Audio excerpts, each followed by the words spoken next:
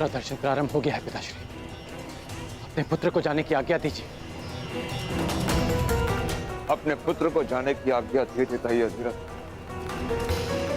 परंतु अपने कुल की सीमा भूल चुके एक मूर्ख को आज्ञा नहीं दूंगा। अब भी समय है कर्ण, क्षत्रियों के साथ अपनी तुलना करना बंद कर दो। जिनके बीच हम बैठ नहीं सकते उन्हें ललकारने का स्वप्न देखना बंद कर दो। यदि तुम वहां पर गए और कुछ कर बैठे तो क्या अनर्थ होगा उसकी कल्पना तक नहीं कर सकते तुम।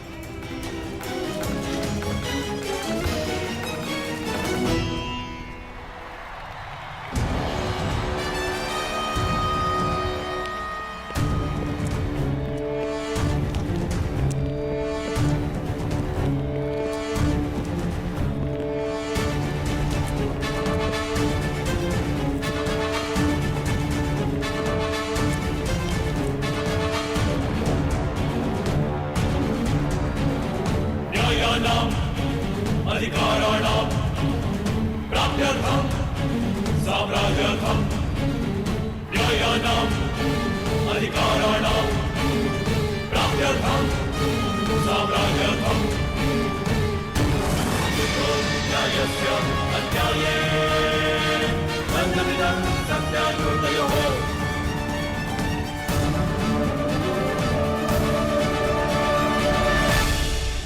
कुंती, सभी राजकुमार रंगभूमि में प्रवेश कर चुके हैं, तो अब द्वंद्व प्रारंभ होगा ना? परंतु मैं इस विषय में ज्येष्ठ पिताश्री के मत का समर्थन करती हूँ। भाइयों में द्वंद्व नहीं होना चाहिए दीदी। द्वंद्व भाइयों में नहीं, सिंहासन के उत्तराधिकारियों में होगा कुंती। और ये आवश्यक भी है, क्योंकि हस्तिनापुर का अधिकार है कि उसे सबसे बलशाली युवराज मिले। युवराज होने वाला राजा होता है गांधारी दीदी।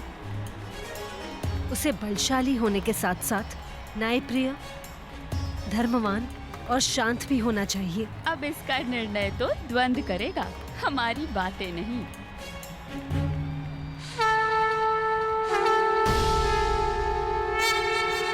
और अब राजकुमारों के बीच द्वंद्व होगा, और जो राजकुमार इस स्पर्धा में सफल होगा उसे इस स्पर्धा का विजेता घोषित किया जाएगा। और यह द्वंद्व किस किस के मध्य होगा, इसका चयन पासों के आधार पर होगा।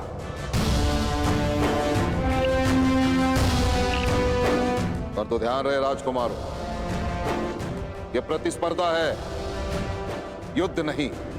यदि किसी प्रतियोगी के प्रहार से किसी भी प्रतिद्वंदी का रक्त बहा तो उसी क्षण उस राजकुमार को स्पर्धा से अयोग्य घोषित कर दिया जाएगा। अब कुरुवंश के ये 105 राजकुमार परस्पर द्वंद्व में अपना अपना कौशल दिखाएंगे और इनमें से चुने गए 5 योद्धा अगले चरण में द्वंद्व करेंगे। वहां से फेंकिए गांधार राज।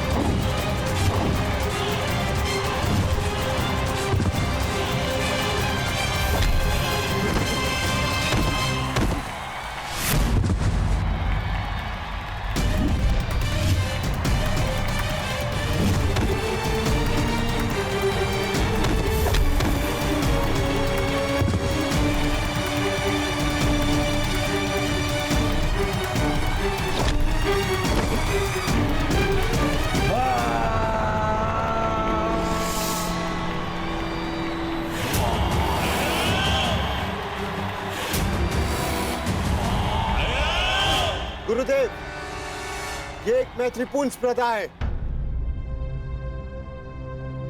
दुर्योधन का प्रहार घातक सिद्ध हो सकता था। हुआ तो नहीं ना भ्राताश्री। नियम अनुसार यदि रक्त बहता तो मैं अयोग्य सिद्ध होता। दिखाइए कहां है रक्त।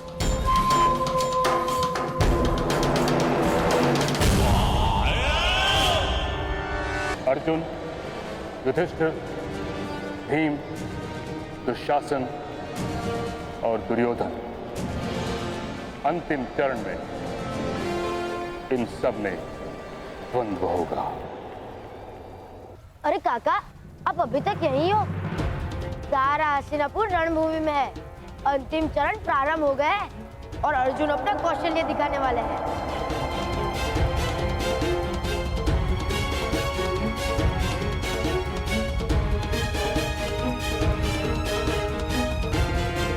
हम कहीं नहीं गए।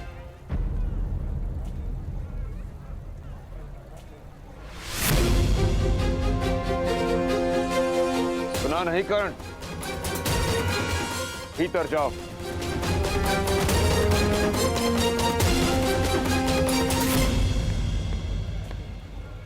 इसे अपना भाग्य स्वयं चुनने दीजिए। राधा, पुत्र मुंह में इतनी अंधी हो गई हो कि अपने पुत्र के प्राण का मोह नहीं बचा। उसे रोकने के स्थान पर उसे उकसा रही हो तुम। जिस न्याय के लिए इसने प्रशिक्षण लिया उसे पानी से जाने दीजिए आर्य। कोई कहीं नहीं जाएगा। भीतर चलो।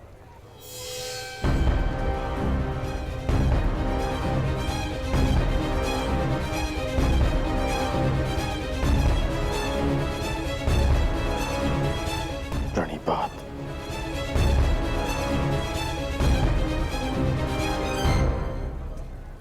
यदि जाना ही था तो आज्ञा लेने का ढोंग क्यों किया?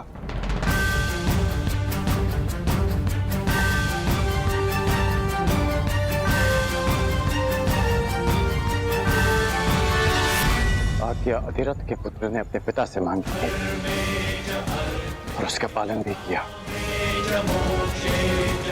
और जा परशुराम का शिष्य रहा, उनको दिया वचन पूरा करने की वो हार नहीं मानेगा।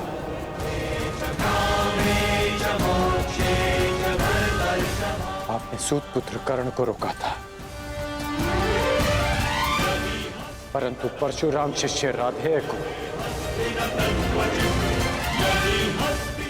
आज्ञा मिल चुकी है।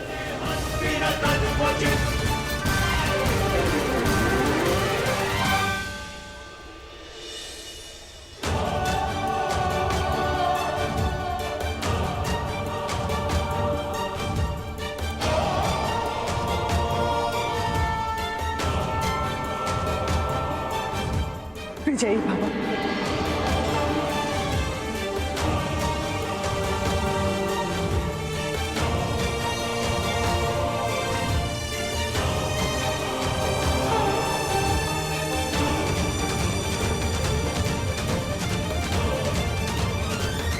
पांचों राजकुमारों के बीच अंतिम चरण का युद्ध होगा। क्रमांक के आधार पर पहला क्रमांक मिलता है युधिष्ठिर को, दूसरा दुर्योधन को, तीसरा अर्जुन को, चौथा दुशासन को और पांचवा भीम को। वहां से फेंकिए गांधार राज। अब बताओ मेरे पासों, किस किस के बीच द्वंद्व होगा?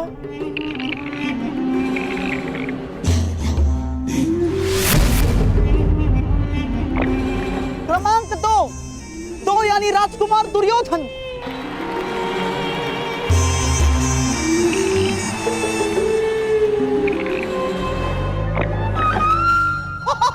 क्रमांक चार यानी राजकुमार दुशासन।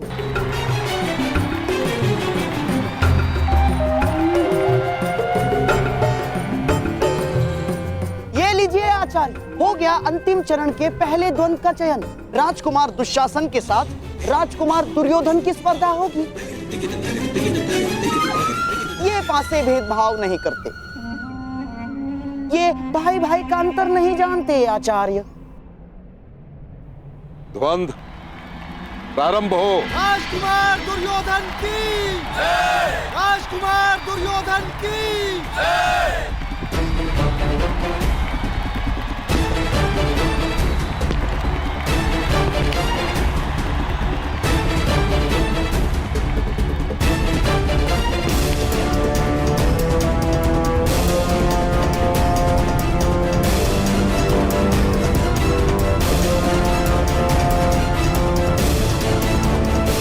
क्षमा कीजिए आचार्य, परंतु मैं अपने ज्येष्ठ भ्राता पर प्रहार नहीं करूंगा।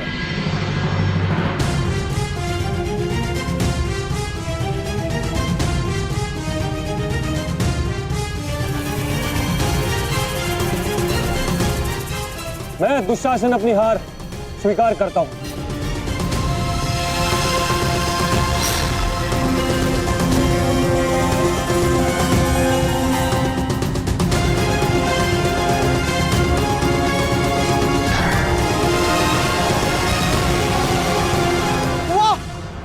संसार में जहां एक छोटी सी विजय के लिए भाई भाई का गला काट देता है, वहां भाई भाई का ऐसा प्रेम शताब्दियों तक ये भाई भाई का प्रेम स्मरण रहेगा।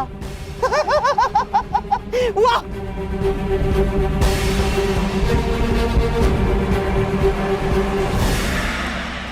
अरे देखो देखो, ये तो वही योद्धा है जो हमें कल मिला था।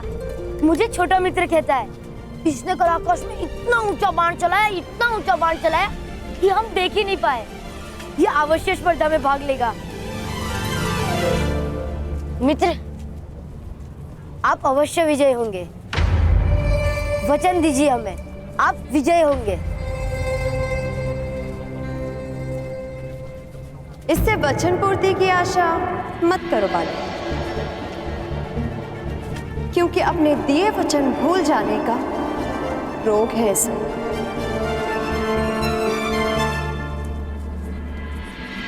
मैं वचन देता हूं वृषाली, मृत्यु से पूर्व हम दोनों की प्रतीक्षा पूरी होगी।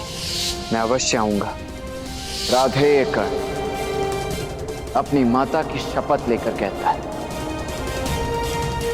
अब यदि आप इस कर्ण का मुख देखेंगे तो वो केवल तभी जब वो गुरु परशुराम से दीक्षा ले ले।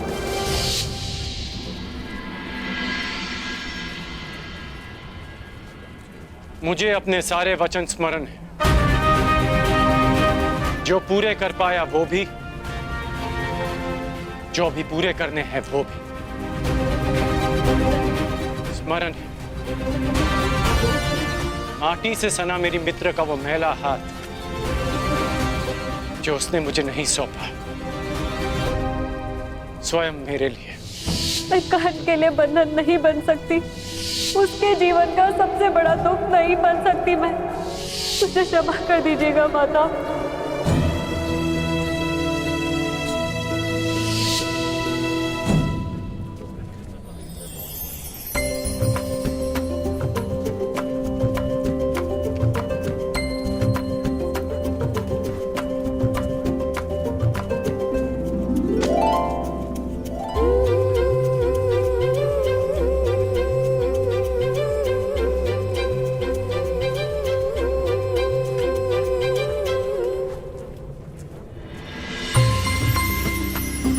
अच्छा, तो तुम अब तक जीवित हो?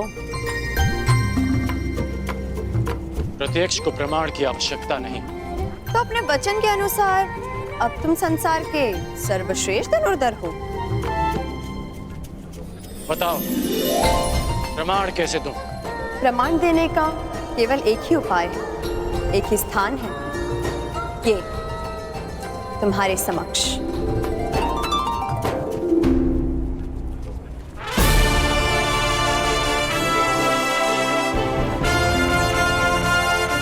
आपने वचन दिया था भ्रातागण, जब तक समाज में परिवर्तन नहीं लाएंगे शांत नहीं बैठेंगे, और जब तक समाज में परिवर्तन नहीं आएगा तब तक आपके अनुज को शांति नहीं मिलेगी।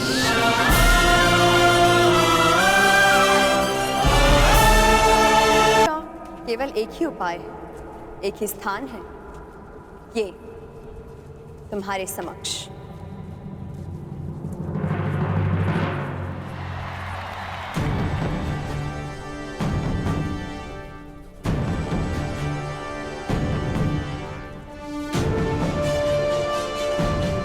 तुम अब तक नहीं बदली रुशाली, परंतु मैं देखना चाहती हूँ कि अपने वचन के अनुरूप तुम बदले हो या नहीं। आओ दिखाता।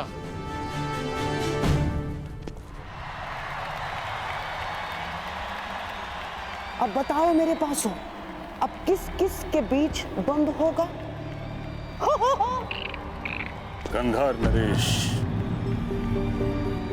ये तो निश्चित है कि आपके पासे सही चयन कर रहे हैं। क्यों ना इस बार पासे मैं फेंकूं?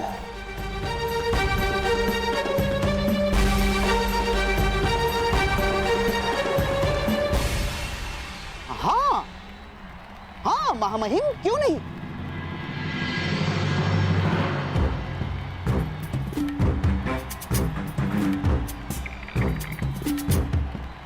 मेरी लाज रखना पासों, दुर्योधन और अर्जुन के मध्य द्वंद्व नहीं होना चाहिए ना।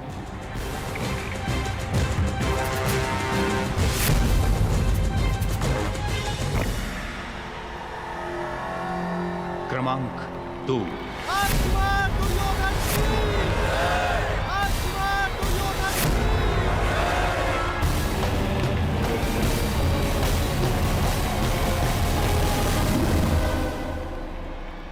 देखते हैं इस बार दुर्योधन किसके साथ द्वंद्व करेगा।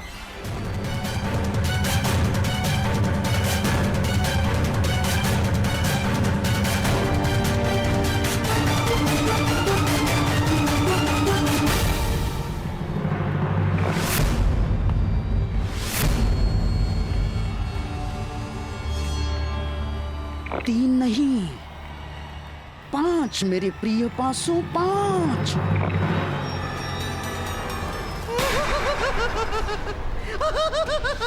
पांच महामहिम, 5 यानी कि भीम। अब भीम और दुर्योधन के मध्य द्वंद्व होगा महामहिम।